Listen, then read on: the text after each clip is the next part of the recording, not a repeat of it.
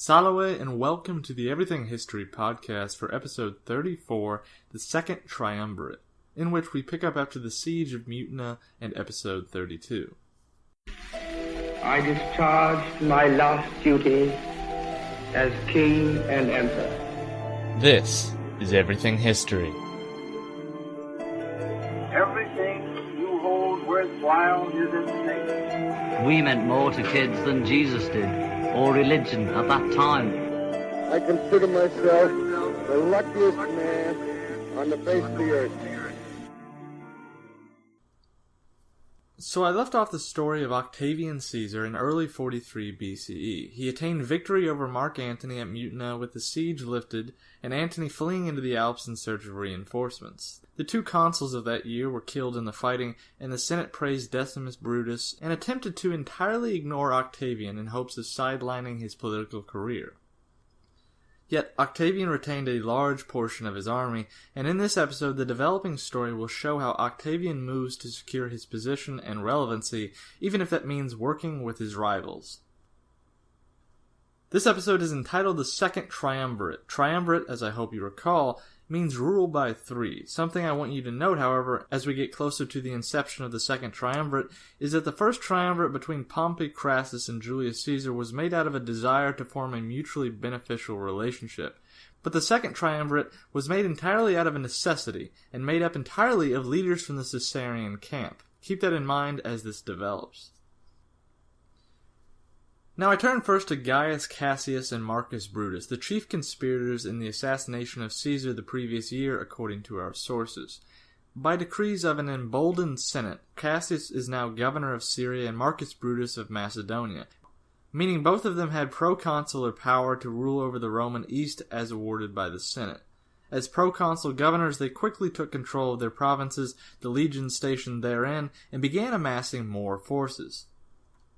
Many of these legions were previously commanded by Julius Caesar, but nevertheless the legions quickly fell under the rule of Cassius and Brutus, so that by a few months into the year 43 they combined had command over 12 legions. This was exactly as the Senate desired, and would eventually instigate great civil strife. Shifting back to the west, Octavian knew he was in a tight spot because the Senate, the conspirators and the former allies of Pompey, had the upper hand. He was also very much aware that the Senate did not consider him a friend or worthy to be an ally.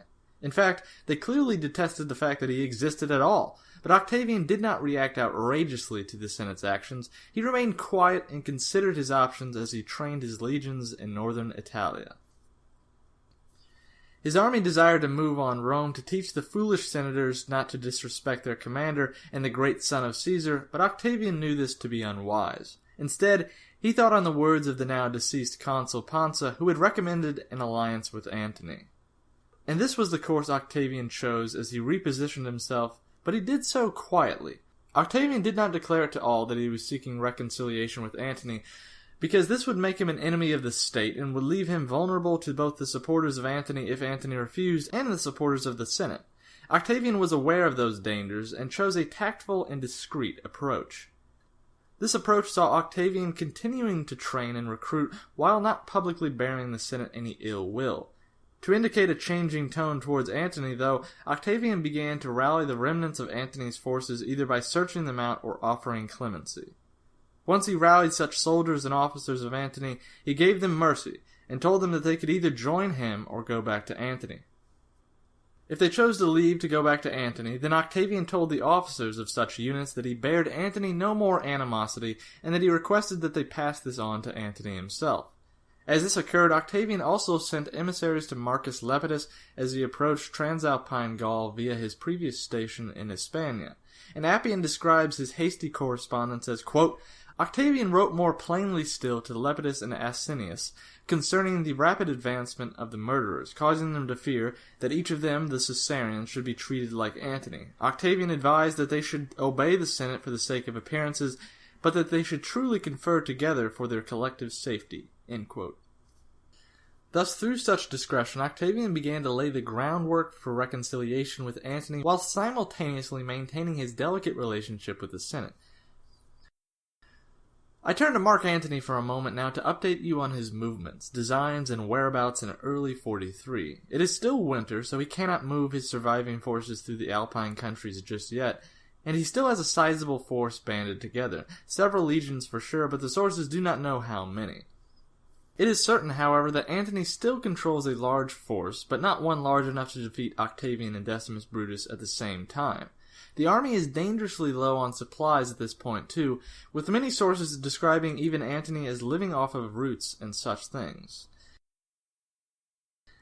Antony's plan at this point is to remain safe in the Alpine area until the snows recede, and then proceed into Transalpine Gaul, where he hoped to meet with Marcus Lepidus, who he hoped and assumed was still friendly. I would also like to point out what you might already be thinking. 43 BCE was absolute turmoil, and a lot is happening. It can be difficult to keep track of everything going on because there's a lot of characters and a lot of factions, and a ridiculous amount of moving parts. But hey, that's Rome for you.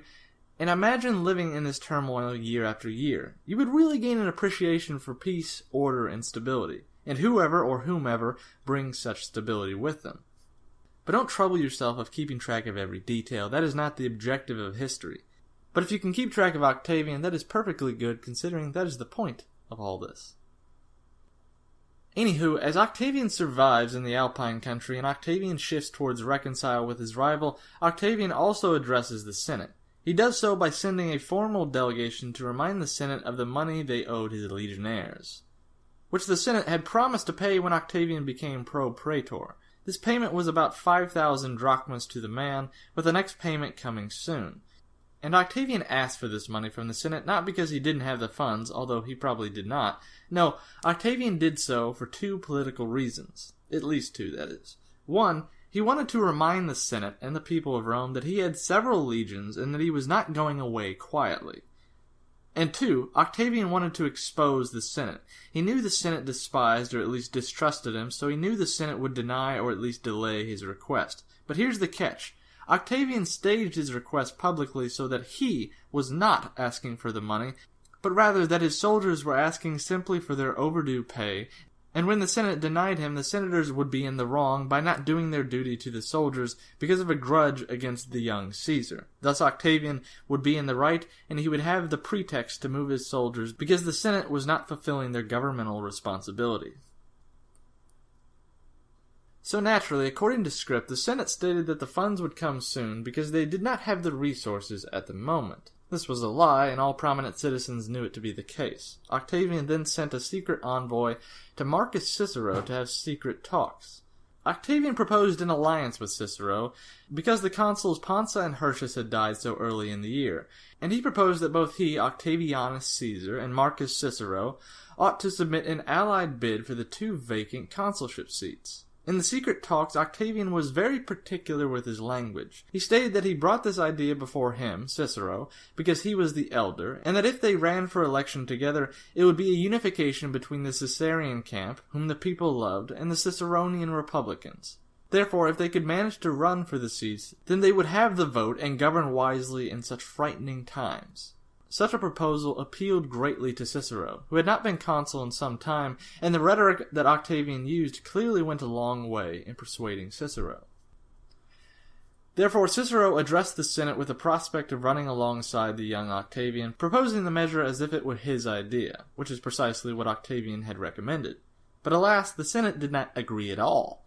Aside from a small portion, the senators did not want anything to do with the Caesarian group ever again.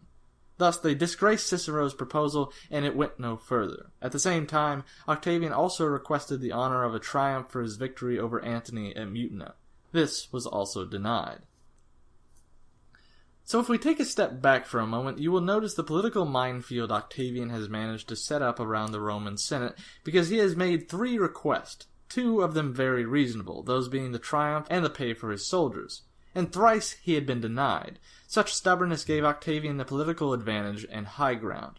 I belabor this point so much, not because I want to praise the young Caesar, but because it is critical to understanding the formation of the Second Triumvirate. That is something I want you to take away, that the Second Triumvirate was not formed by accident.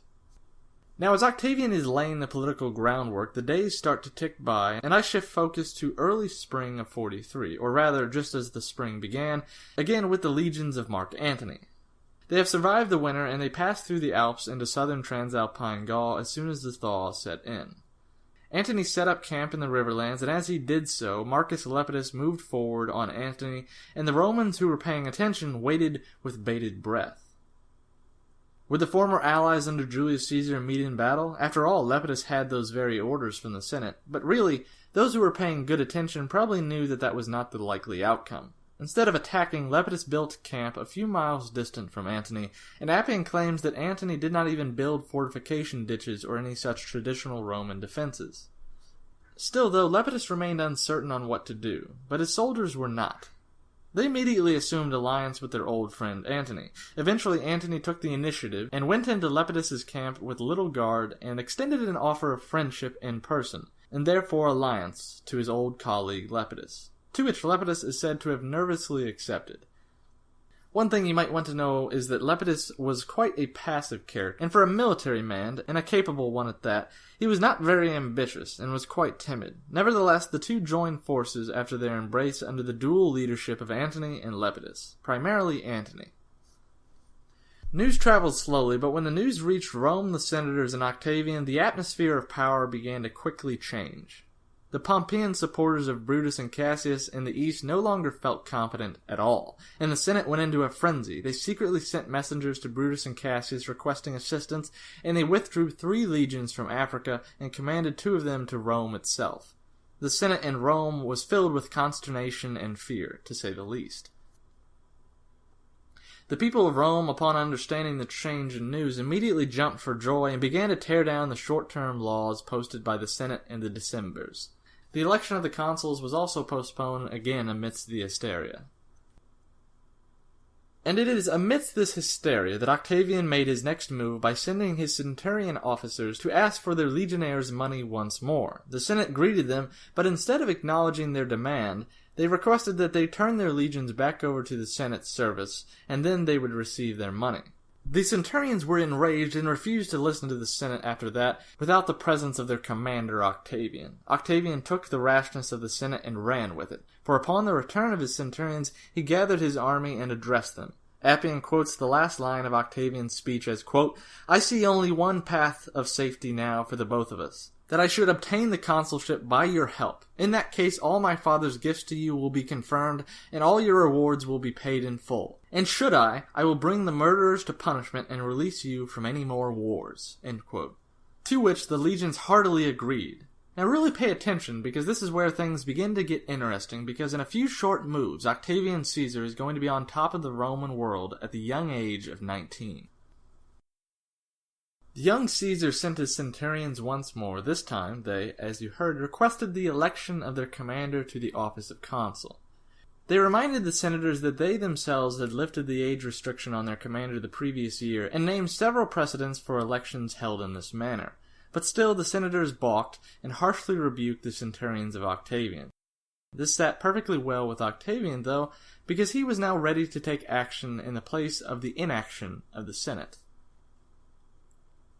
The younger Caesar then asked his soldiers what they thought he might do. Specifically, he asked his army whether or not he should march to Rome and claim what was rightfully his and restore the Republic to its glory. His legions agreed, and Caesar marched his army to Rome, which was now approximately 8 legions strong. Octavian gave no warning of his march, so when news reached the capital, confusion and alarm spread like wildfire once more. The Senate tried to rectify their mistakes by finally sending the money to Caesar's soldiers, but when Octavian's scouts reported the oncoming convoy of money, he had a detachment attack and scare off the convoy because he did not want his men to get distracted by the Senate's late grant of money.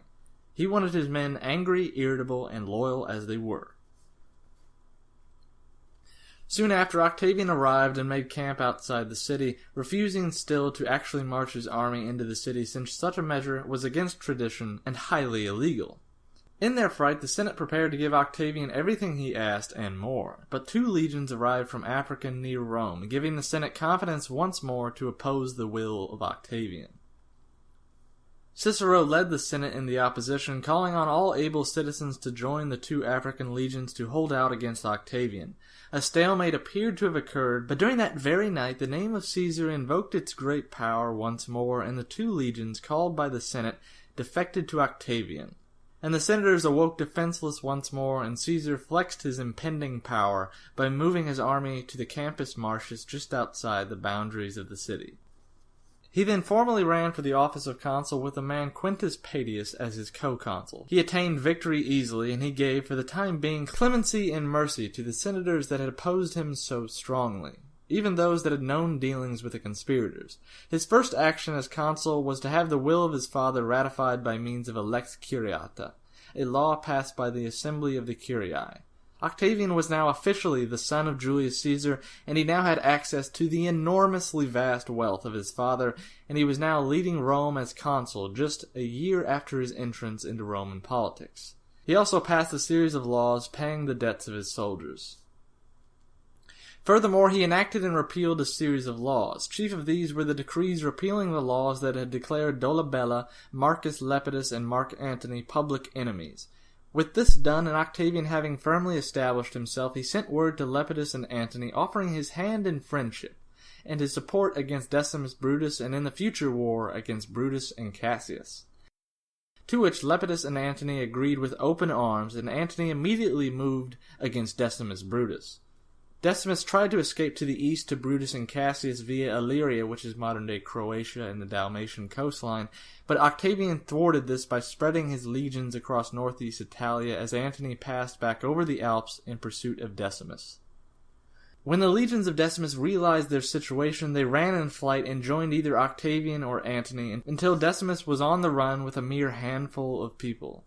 He still did not get away, though, for Antony acquired his decapitated head in a matter of a few weeks. Thus the first high-level conspirator was dead, and the tables had turned completely in the latter years of the Roman Republic. The dates are sketchy for this time period, but the deeds I have just detailed took place in the summer of 43 BCE.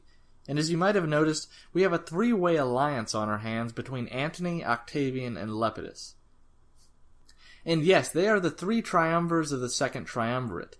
So it is quite alright to consider this moment the foundation or formation moment of the Second Triumvirate. Actually, though, the Second Triumvirate would be formally established in a few months on November 27th, 43 BCE, in a law known as the Lex Titia that made their organization of governance official. The official purpose of their triumvirate, according to the law itself, was to oversee the restoration and organization of the Roman constitution.